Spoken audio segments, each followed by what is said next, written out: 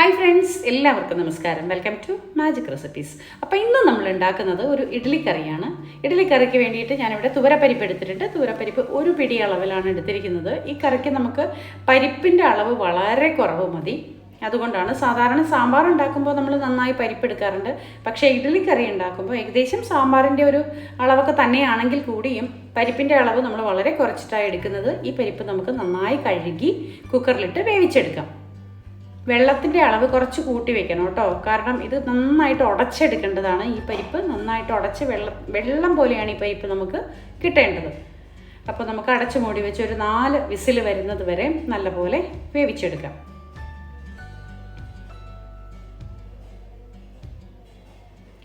അപ്പോൾ നമ്മുടെ പരിപ്പ് അവിടെ ഇരുന്ന് വേവട്ടെ. ആ സമയം കൊണ്ട് നമുക്കൊരു 4 തക്കാളി എടുക്കാം. വലിയ തക്കാളി ആയതുകൊണ്ട് 4 എണ്ണം മതി. ചെറിയ ഇടത്തരം തക്കാളി ആണെങ്കിൽ 5 തക്കാളി വേണം കേട്ടോ.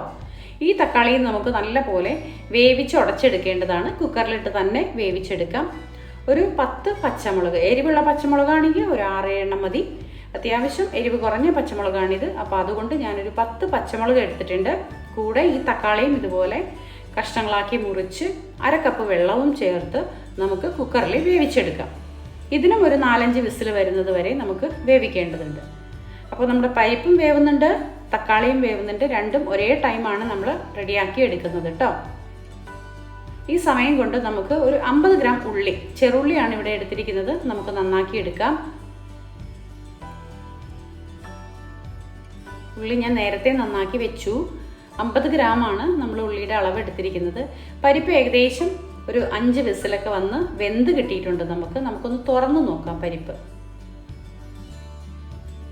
കണ്ടോ, ഇനി ഇതൊന്ന് ഉടച്ചെടുക്കാം. നല്ല പോലെ വെന്ത് കിട്ടിയിട്ടുണ്ട്. ഇനി നമുക്ക് നന്നായിട്ടൊന്ന് ഉടച്ചെടുക്കാം.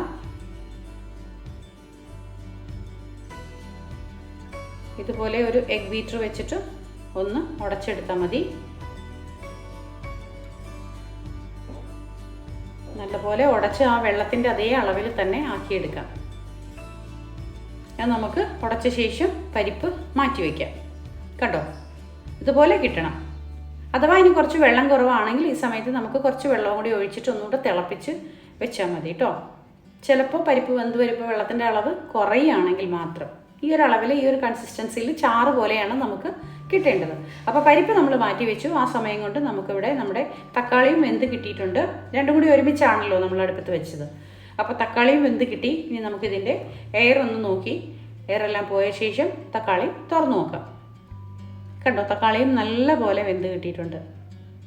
ഇതിനി ഉടച്ചെടുക്കണം നമുക്ക്. ചിലർ മിക്സിയിലിട്ട് അടിക്കും. ഇപ്പോൾ നല്ല ചൂടുള്ളത് കൊണ്ട് മിക്സിയിലിട്ട് അടിക്കുമ്പോൾ ആവി തള്ളി ചിലപ്പോൾ അതിൻ്റെ അടപ്പൊക്കെ തെറിച്ചു പോകാനായിട്ട് ചാൻസ് കൂടുതലാണ്, പരിചയമില്ലെങ്കിൽ. അപ്പോൾ അതുകൊണ്ട് ഒരു കാര്യം ചെയ്യാം, നമുക്ക് ഉടച്ചെടുക്കാം, അതാണ് നല്ലത്. നല്ല ആവി ഉണ്ടല്ലോ, അപ്പോൾ പിന്നെ മിക്സിയിൽ അടിക്കുന്നത് അത്ര നല്ല കാര്യമല്ല. മിക്സിക്കും കംപ്ലൈൻ്റ് ആവും, തെറിച്ച് വന്ന് നമ്മുടെ ദേഹമൊക്കെ പൊള്ളാനായിട്ട് ചാൻസ് കൂടുതലാണ്. അപ്പോൾ അതുകൊണ്ട് അത് വേണ്ട. നമുക്കിതുപോലെ ഉടച്ചെടുക്കാം. നന്നായിട്ട് വെന്ത് കിട്ടുകയാണെങ്കിൽ ഉടയ്ക്കാനായിട്ട് എളുപ്പമാണ്. ആ പച്ചമുളകും തക്കാളിയും എല്ലാം കൂടി ചേർത്ത് നന്നായി ഉടച്ച് ഒരു കുഴമ്പ് പരുവത്തിൽ നമുക്ക് ആക്കിയെടുക്കാം.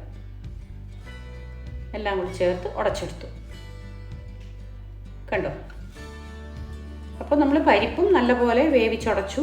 തക്കാളിയും പച്ചമുളകും ചേർത്തതും വേവിച്ചുടച്ചു. തക്കാളി വേവിക്കാൻ നേരത്തെ ഉപ്പൊന്നും ഇട്ട് കൊടുത്തില്ല കേട്ടോ. ജസ്റ്റ് പച്ചമുളകും വെള്ളവും ഒഴിച്ചിട്ടാണ് നമ്മൾ തക്കാളി വേവിച്ചത്. ഇനി നമുക്ക് കറി കൂട്ടേണ്ടതുണ്ട്. കറി കൂട്ടാൻ വേണ്ടിയിട്ട് നമുക്കൊരു കാര്യം ചെയ്യാം. ഇതുപോലൊരു കടായി എടുക്കാം. അതിലേക്ക് വെളിച്ചെണ്ണ ഒഴിച്ചു കൊടുക്കാം. ഒരു 4 ടേബിൾ സ്പൂൺ അളവിലാണ് ഞാനിവിടെ വെളിച്ചെണ്ണ ഒഴിച്ചു കൊടുക്കുന്നത്. കാരണം ഇതിൽ മസാലയൊക്കെ ചേർന്ന് മൊരിഞ്ഞു വരാനുണ്ട്. അതുകൊണ്ടാണ് ഇത്രയും വെളിച്ചെണ്ണ നമ്മൾ ഒഴിച്ചു കൊടുക്കുന്നത്. 4 ടേബിൾ സ്പൂൺ അളവിൽ വെളിച്ചെണ്ണ ഒഴിച്ചു കൊടുത്തു. വെളിച്ചെണ്ണ നല്ലപോലെ ചൂടാകുമ്പോഴേക്കും 1/4 ടീസ്പൂൺ അളവിൽ നമുക്ക് കടുകിട്ട് പൊട്ടിക്കാം. കടുക് നല്ലപോലെ പൊട്ടി വരുമ്പോഴേക്കും നമുക്ക് വറ്റൽ മുളകും കരിവേപ്പിലയും കൂടി ഇട്ട് കൊടുക്കാം. ഇവിടെ എനിക്ക് ഉണ്ടമുളകാണ് കേട്ടോ ഉണങ്ങിയത് കിട്ടിയത്. അപ്പോൾ അതുകൊണ്ട് ഉണ്ടമുളക് ഇട്ട് കൊടുത്തു. അതിലേക്ക് കരിവേപ്പില ഇട്ട് കൊടുത്തു, ഒരു തണ്ട്. ഇതെല്ലാം കൂടി ചേർത്ത് നമുക്ക് ഒന്ന് പൊട്ടിക്കാം. ഇതൊന്ന് വാടി വരുമ്പോഴേക്കും നമുക്കൊരു കാര്യം ചെയ്യാം. നമ്മളിവിടെ ഉള്ളി നന്നാക്കി എടുത്ത് വെച്ചിട്ടുണ്ടല്ലോ, ആ ഉള്ളി ഇട്ട് നല്ലപോലെ ഒന്ന് വഴറ്റിയെടുക്കേണ്ടതുണ്ട്. ഉള്ളിയും നമ്മൾ ആ എണ്ണയിലേക്ക് ഇട്ട് കൊടുത്തു. ഉള്ളി നന്നായിട്ട് വാടി ഒരു ബ്രൗൺ കളർ ആകുന്നത് വരെ ഉള്ളി വാടി വരേണ്ടതുണ്ട് കേട്ടോ. നല്ല പോലെ വാടി വരട്ടെ. നല്ല ഫ്ലെയിമിൽ വെച്ച് തന്നെ നമുക്ക് ഉള്ളി വാട്ടിയെടുക്കാം. ഒരു ബ്രൗൺ കളർ ആവട്ടെ. കണ്ടോ, ഈ ഒരു ബ്രൗൺ കളറാണ് ഇതിൻ്റെ അളവ്. ഈ അളവിൽ വരെ നമ്മൾ ഉള്ളി വാട്ടിയെടുക്കേണ്ടതുണ്ട്. ഇനി ഇതിലേക്ക് നമുക്ക് മസാലപ്പൊടികൾ ചേർത്ത് കൊടുക്കാം. തീ ഒന്ന് കുറയ്ക്കുക. 1 ടീസ്പൂൺ അളവിൽ മുളക് പൊടി ഇട്ട് കൊടുക്കുക. മല്ലിപ്പൊടി 1 ടീസ്പൂൺ അളവിൽ ഇട്ട് കൊടുക്കുക. കശ്മീരി മുളക് പൊടിയാണ് കേട്ടോ ഞാൻ ഇവിടെ എടുത്തിരിക്കുന്നത്. മഞ്ഞൾപ്പൊടി 1/2 ടീസ്പൂൺ. കായം 2 പിഞ്ച്. ഉലുവാപ്പൊടി 1/4 ടീസ്പൂൺ അളവ്. ഉലുവ ഞാനിവിടെ ഉണക്കി പൊടിച്ചു വെച്ചതാണ്. ഇത് സാമ്പാർ പൊടിയാണ് കേട്ടോ. നിറച്ച് 1 ടേബിൾ സ്പൂൺ അളവിൽ നമ്മൾ സാമ്പാർ പൊടി ഇട്ട് കൊടുക്കണം. സാമ്പാർ പൊടിയും കൂടി ചേർത്ത് നല്ല പോലെ നമുക്കൊന്ന് വാട്ടിയെടുക്കാം. ഇതിൻ്റെ മസാല കുത്തു മണമൊക്കെ മാറി നല്ല പോലെ ആയി വരുമ്പോഴേക്കും നമുക്കൊരു കാര്യം ചെയ്യാം. നമ്മളിവിടെ ഉടച്ചു വെച്ചിരിക്കുന്ന തക്കാളി ആദ്യമേ ഇട്ട് കൊടുക്കാം. തക്കാളി ഇട്ട് കൊടുത്ത ശേഷം പുറകെ തന്നെ പരിപ്പും ഉടച്ചു വെച്ചിട്ടുണ്ട്, അതും ഇട്ട് കൊടുക്കാം. രണ്ടും കൂടി ചേർത്ത് നല്ല പോലെ മിക്സ് ചെയ്തൊന്ന് തിളപ്പിച്ചെടുക്കാം. വളരെ എളുപ്പത്തിൽ ഉണ്ടാക്കാൻ പറ്റുന്ന ഒരു ഇഡ്ഡലി കറിയാണ് കേട്ടോ ഇത്.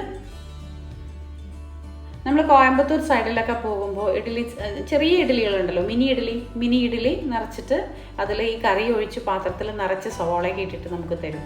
വളരെ ടേസ്റ്റിയാണ്. ഉപ്പ് പാകത്തിന് ചേർത്ത് കൊടുത്തു. 1 തണ്ട് മല്ലിയിലയും കൂടി ഇതുപോലെ ചോപ്പ് ചെയ്ത് ഇട്ട് കൊടുക്കാം. 1 പിടി കേട്ടോ.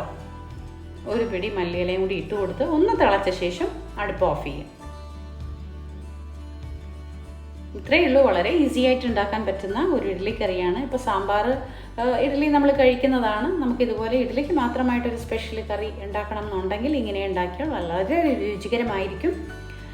അപ്പം കുട്ടികൾക്കൊക്കെ ഉണ്ടാക്കി കൊടുക്കുക. ഇഷ്ടപ്പെട്ടാൽ ലൈക്കും ഷെയറും കമൻറ്റും ചെയ്യാൻ മറക്കരുത് കേട്ടോ. ഈ ഒരു കൺസിസ്റ്റൻസിയിൽ ചാറ് പോലെയാണ് ഇത് കിട്ടുന്നത്. ഒട്ടും തിക്ക് ഗ്രേവി ഒന്നുമല്ല. നമ്മൾ സാമ്പാർ ഉണ്ടാക്കുമ്പോൾ ഒരല്പം തിക്കായിട്ടിരിക്കുമല്ലോ, ഇത് അങ്ങനെ ഇരിക്കേണ്ട ആവശ്യമില്ല. ജസ്റ്റ് വെള്ളം പോലെയാണ് ഇതിൻ്റെ ഒരു കൺസിസ്റ്റൻസി. ഇത് നമ്മൾ ഇഡ്ഡലിയിലേക്കാണ് ഒഴിച്ചു കൊടുക്കുന്നത്. കണ്ടോ, ഇങ്ങനെയാണ് നമ്മളിത് എടുക്കുന്നത്. ഞാനൊരു സെർവിങ് പ്ലേറ്റിലേക്ക് കുറച്ച് ഇഡ്ഡലികളൊക്കെ ഇട്ട് ഇത് കറി ഒഴിച്ച് എടുത്തിട്ടുണ്ട്. ഇങ്ങനെ മുങ്ങിക്കിടക്കണം. എന്നിട്ട് നമ്മൾ സ്പൂൺ വെച്ച് ഇതിൻ്റെ മേലെ കുറച്ച് സവാളയൊക്കെ ഇട്ട് അലങ്കരിച്ചിട്ട് ഒരു സ്പൂൺ വെച്ച് കോരി കുടിക്കുന്ന രീതിയിലാണ് നമ്മളിത് കഴിക്കുക. കണ്ടോ, അപ്പോൾ എല്ലാവർക്കും ഇഷ്ടപ്പെട്ടല്ലോ. ഇഷ്ടപ്പെട്ടാൽ ലൈക്കും ഷെയറും കമൻറ്റും തരാൻ മറക്കരുത്. സബ്സ്ക്രൈബ് ചെയ്യാത്തവർ സബ്സ്ക്രൈബ് ചെയ്യണം കേട്ടോ. അപ്പോൾ നമ്മുടെ ചാനലിൻ്റെ കൂടെയുള്ള എല്ലാ ഫാമിലി മെമ്പേഴ്സിനും ഒരുപാട് സ്നേഹത്തോടെ താങ്ക് യു വെരി മച്ച്. തുടർന്നും നമ്മുടെ ചാനൽ കാണണം കേട്ടോ. ബെലൈക്കണും കൂടി ഒന്ന് എനാബിൾ ചെയ്ത് വെച്ചേക്കണേ.